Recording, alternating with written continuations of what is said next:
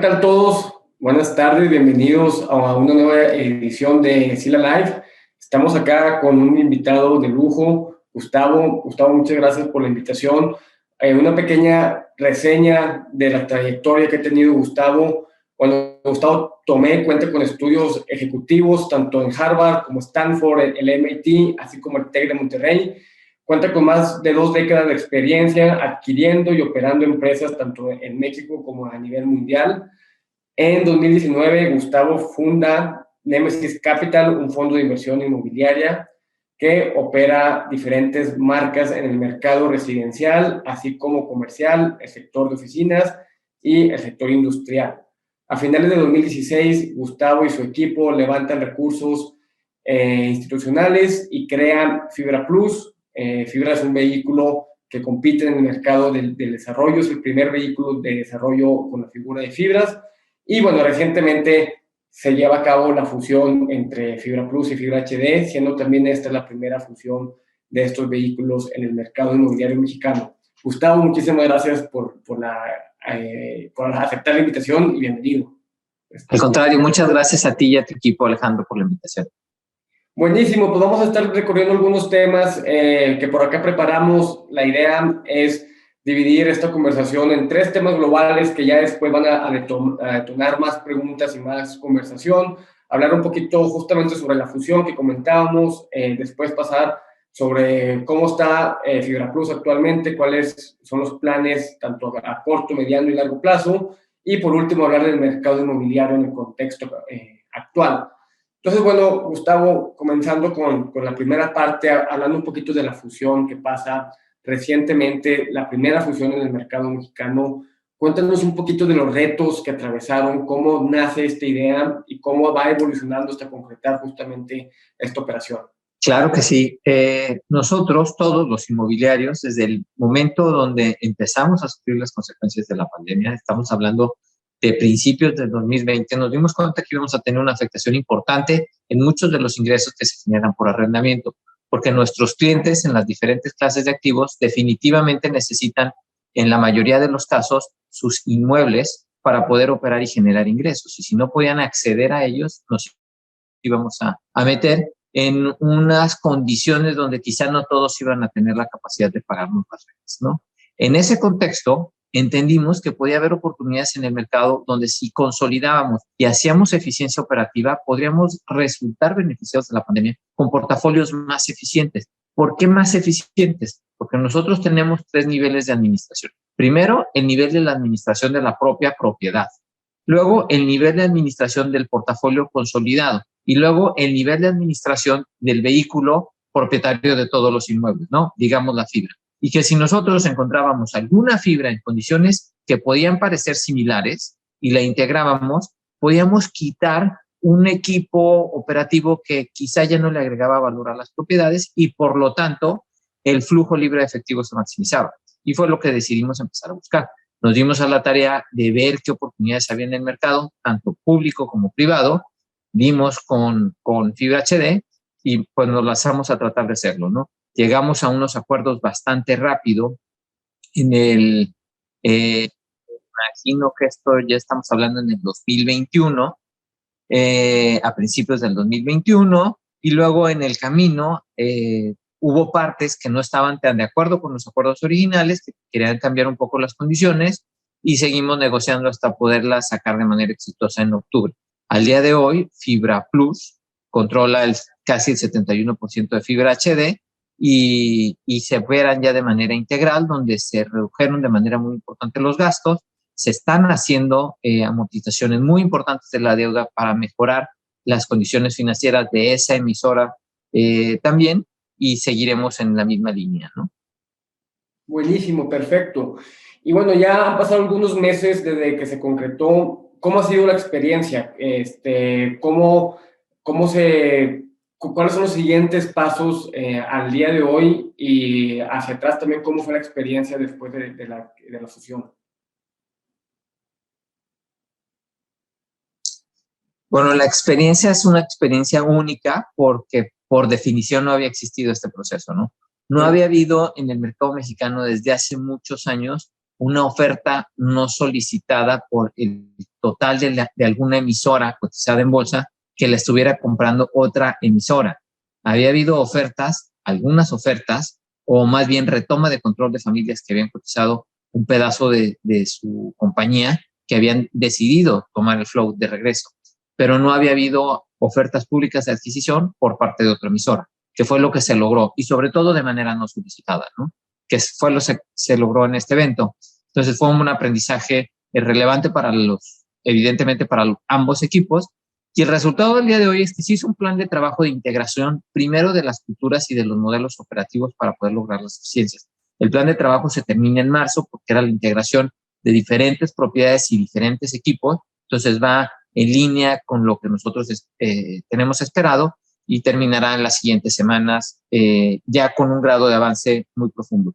Y lo que se está logrando es no nada más mejorar los ingresos en todas las propiedades, se está logrando una importante reducción de costos en el manejo de las propiedades y en el manejo de los portafolios, queriendo distinguir de nuevo que son dos líneas diferentes de gasto. El manejo de las propiedades es el equipo que físicamente mantiene y opera las propiedades, y el manejo del vehículo es el equipo que administra financieramente los flujos de las propiedades. Los flujos, evidentemente, la contabilidad y el resto de las labores no operativas necesarias. Eso ya se está dando, ya se dieron bastantes anuncios de recortes, de ajustes, de integración y de eficiencia que seguiremos haciendo en el tiempo, y sobre todo ya también se determinó el plan de inversión y de desinversión para la rotación de activos y hacer más eficiente el portafolio. Buenísimo, buenísimo. Tocamos ahí ese tema en unos minutos más. Yo me pasaría a hablar justamente ahora sobre este vehículo que sigue siendo Fibra Plus, con esta combinación de negocios. ¿Cuáles son las tendencias que han ustedes detectado, particularmente en todo lo que es ASG, que recientemente ha estado a la vanguardia en los vehículos de inversión, particularmente en los fibras?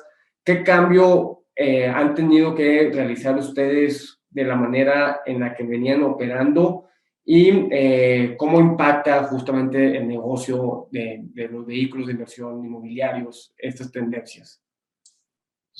Bueno, definitivamente el primer cambio es que lo tienes que notar y medir, ¿no? Y es una política que empezamos a hacer desde ya hace varios años, y lo hacemos no nada más porque queremos estar en cumplimiento de esas condiciones. Lo hacemos porque creemos que tener esas prácticas resultan en compañías más eficientes. Entonces, no nada más somos unos creedores de que el alinearte a esas culturas es necesario porque tienes algunos beneficios puntualmente o directamente financieros, como emisiones de bonos en características favorables o mejores lugares de trabajo, sino porque la propia cultura que integra eso hace empresas más eficientes. Entonces, yo creo que no nada más es un tema puntual de las fibras, creo que es un tema puntual de cualquier empresa, donde te puedes notar que termina resultando en una mejor empresa. O sea, una empresa que incluye esas condiciones, que es responsable en sus temas sociales, que es responsable en sus temas de inclusión, que es responsable en sus temas ambientales, pues resulta que es una empresa también más rentable y genera valor para todos los participantes en el ecosistema que conviven. De acuerdo, de acuerdo. ¿Y cómo se han visto estas tendencias impactadas, no sé si de manera cuántica un poquito en flujos, o más bien de manera, no tan contable, pero también en el ambiente de trabajo? ¿Cuál ha sido el impacto en la operación? Lo notas en todo. Cuando tú eres responsable en las tres líneas, cuando menos que se miden en el tema ambiental, en el tema de gobernanza y en el tema de inclusión, te das cuenta que empiezas a tomar puntos de vista diferentes, empiezas a profesionalizar nuevos equipos y empiezas a generar productos. Nosotros vemos que nuestros desarrollos son productos más eficientes y más rentables que te permiten cobrar no nada más mejores rentas, sino tener mejores inquilinos que a su vez sean más consistentes en sus flujos de efectivo, ¿no? Difícil de medir de manera económica cómo hubiera sido el flujo de un inmueble si no hubieras tenido políticas de las diferentes responsivas, pero bastante claro que el resultante de organización por aplicar esas políticas te genera una mejor organización. Claro, definitivamente. Y hablando un poquito del pipeline del vehículo, bueno, hemos visto ahí los reportes Espacio Condesa, que está próximo a entrar en operación. Heredit Acueducto también está ahí en el pipeline. ¿Qué más se viene? Se viene también algo diversificado en otro tipo de propiedades, como el complejo industrial de reciente adquisición, el Temec 3. ¿Qué más se viene por ahí en el pipeline para Fibra Plus?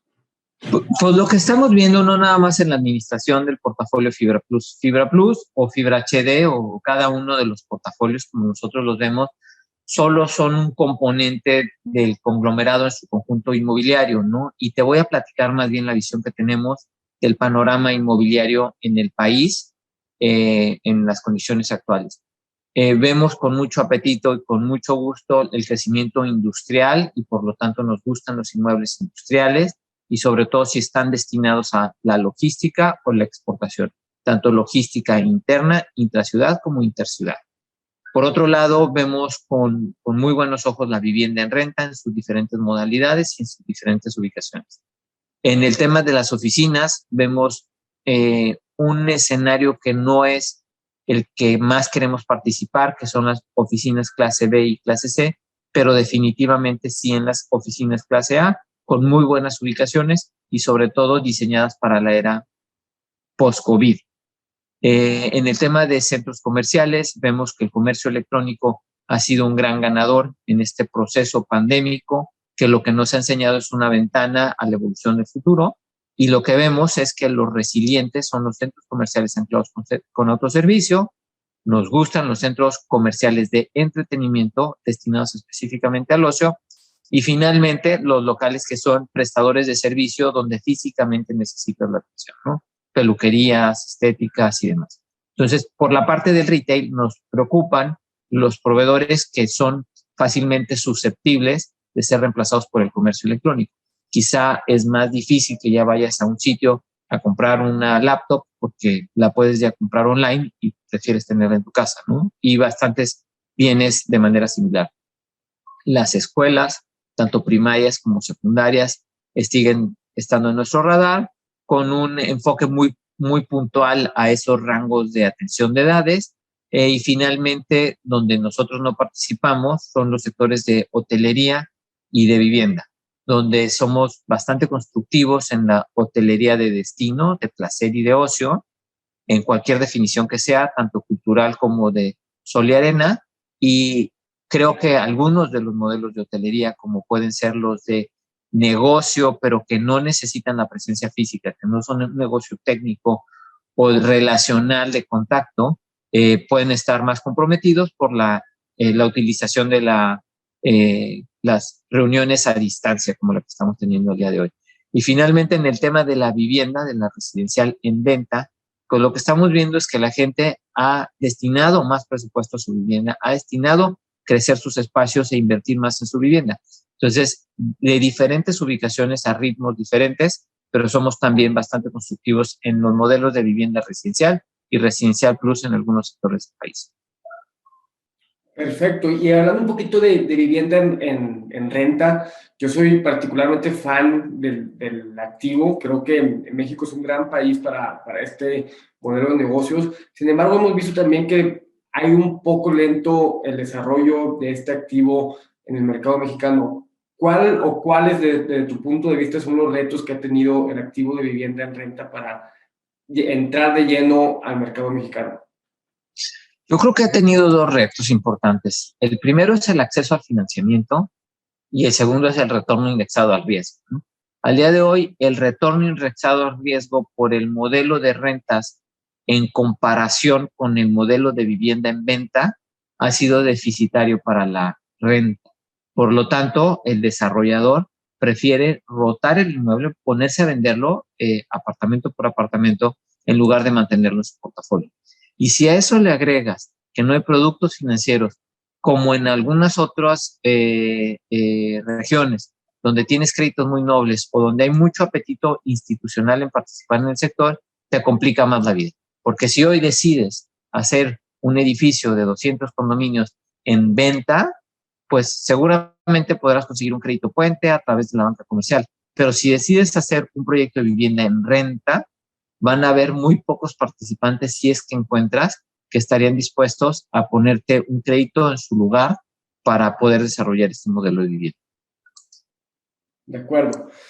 Sí, de acuerdo. Y bueno, ahora hablando un poquito del mercado, empezando por la famosa nueva normalidad, hablábamos hace unos minutos antes de comenzar el live, tanto ustedes como también nosotros en Sila hemos regresado, claro que con algunos ajustes en la manera en la que estábamos operando en las oficinas. Sin embargo, hemos encontrado un modelo híbrido que ha funcionado. ¿Cuáles ves tú, también por tipo de activo, a lo mejor valdría la pena hablar como principales retos para operar tanto el vehículo, que hacías mención de la distinción en esos dos tipos de operaciones, tanto el vehículo como el inmueble, cómo la nueva normalidad presenta retos para operar el mercado inmobiliario? Ya, a ver, yo creo que lo que nos pasó con la pandemia fue una ventana hacia la evolución de la manera de la utilización de los inmuebles. Fue un catalizador. Entonces, ¿qué vimos? Vimos un crecimiento importante del comercio electrónico. Creo que esa va a ser una constante. Y creo que la pandemia lo que sí ayudó es que a meter a participantes que quizá no hubiera sido tan fácil incluirlos, ¿no? Como las personas que son menos nativas digitalmente. Por otro lado, generó el crecimiento de activos de distribución de logística de última milla o de último minuto, como se define en las ciudades de alto tráfico, por el lado positivo y constructivo. Eso nos hizo ver la nueva normalidad. Luego, por el lado del consumo de los bienes inmuebles destinados a la venta, sobre todo de artículos, del retail puro de bienes, no el de servicios, pues lo que vimos es que son los grandes perdedores cuando el comercio electrónico gana. Si tú compras una tableta electrónica vía alguno de los portales, pues evidentemente ya no necesitas ir a la tienda departamental o especializada para poderla comprar, ¿no? Entonces se cambian estas aplicaciones. Y lo que nos estamos dando cuenta es que los retailers están tomando posiciones más pequeñas en los centros comerciales para crecer sus centros de distribución. Y creo que va a seguir siendo una constante. Luego, por el lado de oficinas, lo que nos dimos cuenta es que las oficinas bien ubicadas, bien diseñadas, donde te permita tener privacidad, limpieza, higiene, accesos libres de contacto, elevadores inteligentes y todas estas nuevas demandas que tenemos para estar más cómodos, son edificios resilientes y van a ser susceptibles a tener el acceso a los mejores inquilinos y a las mejores rentas por llevarse de la mano. Y los inmuebles que no puedan prestar estas características, pues van a tender a pasarla mal. Finalmente, en el tema de la vivienda, pues nos dimos cuenta de nuevo de la resiliencia de la vivienda en renta, donde la movilidad, porque ya podías trabajar a distancia, que lo hemos hecho una constante, te está haciendo que puedas estar quizá en la playa, quizá estar en algún lugar de retiro en el campo, teniendo tus funciones de trabajo de la misma manera, ¿no? Y sí te da la reflexión de que, oye, entonces, si ya puedo estar menos días en la ciudad, ¿cuál debe ser mi casa principal? ¿Mi casa secundaria o mi casa principal? Entonces, si mi casa principal ya no es mi casa principal, pues ¿por qué no la rento para tener más movilidad? Y me puedo mover adentro de la ciudad o me puedo mover afuera de la ciudad. Y son las nuevas interrogantes y vertientes que vamos a seguir viendo, sobre todo en el desarrollo de los nuevos proyectos que estamos haciendo.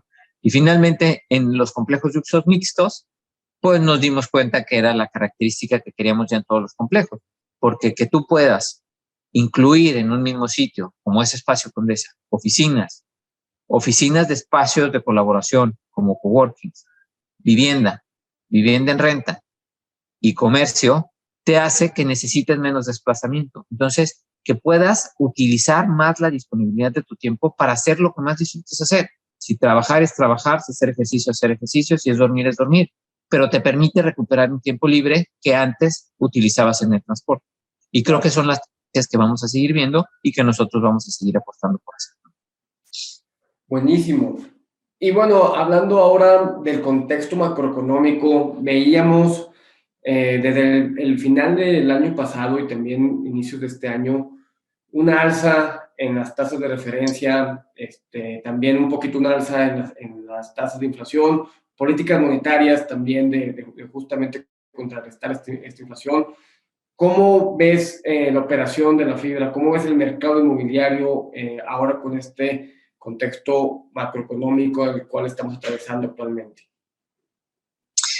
A ver, hay como que muchas consideraciones que están pasando en el mundo inmobiliario de manera simultánea, ¿no? Entonces, cualquier movimiento no se puede entender por una sola acción, sino por una serie de acciones. Pero me voy a centrar nada más a decirte mi punto de vista del efecto del crecimiento de las tasas de referencia. Las tasas suben cuando sube la inflación para tratar de contenerla a lo menor posible sin afectar el consumo. Ese es el mandato que tienen los bancos centrales. Y lo que estamos viendo ahora es que los bancos centrales, por estos disparos de inflación en diferentes países a diferentes condiciones, como el dato que salió hoy de una inflación del 7.5% anualizada en Estados Unidos, que esos efectos te pasan dos cosas. La primera es que evidentemente te beneficias porque tus contratos de arrendamiento están indexados a esos incrementos de la inflación. Si no los capturaste, ya los irás capturando conforme se vayan dando las actualizaciones de tus contratos. Eso es un efecto positivo. El siguiente efecto positivo es que si tuviste inflación, una manera natural de capturar la inflación es vía los commodities. Y los bienes inmuebles son grandes consumidores de commodities, entre ellos o principalmente el acero. Entonces, tu inmueble y su valor de reposición también subió, porque el valor del subyacente subió. Pero tercero, si empiezan a subir las tasas, tú tienes dos afectaciones, tienes varias, pero dos te podemos notar. La primera es que seguramente va a haber menos liquidez en el mercado para que tu cliente siga generando nuevo negocio y por lo tanto tenga mayor flujo disponible para pagarte la renta, porque se está absorbiendo en el sistema. Y lo segundo es que si tú tienes apalancamiento, que todas las fibras tienen apalancamiento, unas más que otras, pues tu costo financiero está creciendo, que fue una de las ventajas que tuvimos contra Fibra HD. Fibra HD tenía un apalancamiento indexado a valor neto de los activos entre el 40 y 50%, y Fibra Plus lo tiene del 9%, quizá entre el 9 y el 10%. Entonces, lo que te das cuenta es que tú nada más tienes dinero o para distribuir o para pagar intereses o parte y parte. Pero conforme distribuyas más, tienes menos para pagar intereses. Y conforme pagues más intereses, tienes menos para distribuir. Entonces, evidentemente, al tener un crecimiento de las tasas y que tú tengas un diferimento en tu capacidad de cobrarla, pues vas a tener menos flujo disponible para la distribución de dividendos. Y va a ser un efecto que vamos a seguir viendo de manera constante hasta que la inflación esté controlada. De acuerdo, sí, completamente de acuerdo con ese comentario. Y bueno, yo dejaré estos últimos 5 minutos de la reunión para ver si hay alguna pregunta que puedan por ahí escribir en el chat o incluso alguien abrir el micrófono, abrir la cámara.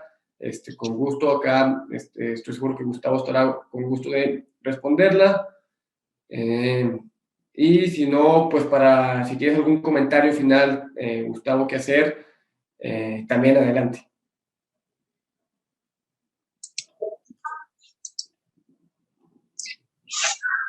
Bueno, si no hay preguntas, es primero que nada darte gracias a ti y a tu equipo y a la audiencia por permitirme participar en este espacio para platicar de Fibra Plus y los avances que tenemos al día de hoy. Y segundo, reiterar que el equipo operativo y administrativo de Fibra Plus está hecho para poder ver y atender oportunidades en el mercado. Entonces, independientemente que nosotros veamos que las condiciones económicas se pudieran estar deteriorando, que las tasas pudieran estar subiendo, que el comercio y el consumo pudieran estar bajando, pues vamos a ser bastante activos identificando las oportunidades más resilientes y que tengan más capacidad de generación de valor. Porque independientemente del negocio en el que estamos, el total de la organización es muy creyente en México y vamos a seguir apostando y creciendo nuestras inversiones para tener un buen país, para maximizar nuestra cantidad y calidad de los empleos y por lo tanto darle rentabilidad no nada más económica a nuestros inversionistas, sino social a las pequeñas áreas donde podemos estar participando. De acuerdo, da mucha tranquilidad escuchar de tu parte esos comentarios, Gustavo. Por aquí hay un par de preguntas.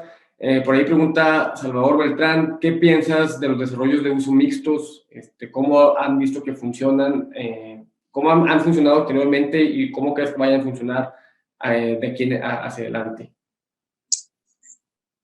Claro, y muy buena pregunta, Salvador. Nosotros somos unos fieles creyentes de los desarrollos de usos mixtos. Tenemos varios años, a lo mejor 12 o 13 años, participando en el segmento de desarrollos de usos mixtos, y lo que vamos a tratar de hacer es hacer todos los desarrollos de usos mixtos y mezclar la mayor cantidad de usos, porque sí creo que el beneficio del uso mixto es, por un lado, el impacto económico, donde maximizas el ingreso por la interacción de las diferentes áreas. Si tienes bastantes oficinas, las oficinas pueden darle servicio a los ingresos que necesitan los restaurantes, quizá en la parte de abajo. Y si tienes un gimnasio abierto al público y tienes un residencial, los dueños del residencial pueden ser los beneficiarios de estas membresías de los gimnasios.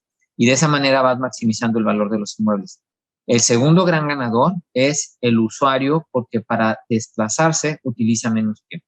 Imagínate que a lo mejor tú vives de una manera distante de un gimnasio y de tu oficina, entonces tu actividad del día es vas, quizá tomas un transporte, en el transporte te paras en una cafetería, tomas un café, en ese café te vas a un gimnasio, haces tu rutina de ejercicio, posteriormente te bañas, vuelves a tomar tu auto y te vas a la oficina.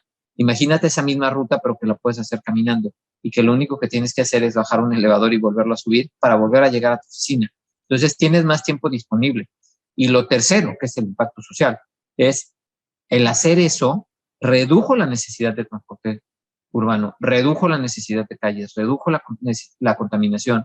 Tuviste un impacto positivo por varias áreas. Entonces nosotros somos unos fieles creyentes, creo que es una tendencia, la vamos a seguir explorando y el reto que vamos a tener es la capacidad de financiarlos por un lado y la capacidad de armar suficiente tierra para que puedas integrar usos de manera eficiente y no forzar los edificios a que en una sola segmentación tengas que incluir dos usos inmobiliarios diferentes. Buenísimo. Digo, hay también muchas preguntas más. Vamos a tomar nota también de nuestra parte para hacerlas llegar a Gustavo y distribuirlas. Tomo un par más. Una de Fernanda Hernández de Centro Urbano, perdón. Dice, ¿cuál es el factor clave para atraer inversiones en el sector inmobiliario? Crecimiento poblacional y crecimiento de ingresos. O sea, los dos drivers más importantes. Mi trabajo más importante es tratar de modelar el ciclo económico. El ciclo económico es crecimiento e inflación. Y lo más importante para la determinación en un mercado es crecimiento poblacional y crecimiento en el ingreso poblacional. Si están esos dos factores, creemos que esa zona, esa región, esa colonia o esa esquina van a poder ser exitosas en cualquier tipo de desarrollo. Sin duda. Y por ahí también, Enrique Portillo, mi estimado, ¿cómo estás? Pregunta, ¿cuál es tu opinión sobre adquirir inmuebles que generan rentas en pesos? Me imagino que para activo industrial, ¿hacia dónde va tu opinión sobre activos industriales con rentas en pesos? Pues bueno, nosotros gastamos en pesos, invertimos en pesos, ¿no? Entonces, la mayoría de nuestros ingresos están en pesos, aunque estamos consolidando más portafolios en dólares. El beneficio específico de los portafolios en dólares es que la tasa de referencia es mucho menor. Entonces, el spread que puedes generar entre el desarrollo y el crédito que tienes disponible es mayor cuando la tasa de referencia de la moneda en la que estás hablando es mayor. Pero lo que hay que cuidar es que la moneda natural del pagador sea la moneda con la que te está pagando, porque si no, tienes un híbrido que le llamamos mexpesos. Cobras tu renta en dólares, pero si el ingreso de tu inquilino es en pesos, pues no estás expuesto al mismo riesgo que los pesos. Sí, de acuerdo, 100%. Pues muchísimas gracias, Gustavo, a la audiencia también. Muchas gracias por su tiempo y por conectarse. Vamos a anotar aquí las preguntas que surgieron. Vamos a hacérselas llegar a Gustavo y a su equipo y las vamos a distribuir entre los asistentes. Y pues nada, Gustavo, otra vez, muchas gracias. Y nada, a la orden acá de nuestra parte. Nada, de nuevo, muchas gracias. No, muchas gracias a ti, Alejandro, por la disponibilidad. Muchas gracias a toda la audiencia y muchas gracias a todo el equipo por todas las atenciones. Hasta luego.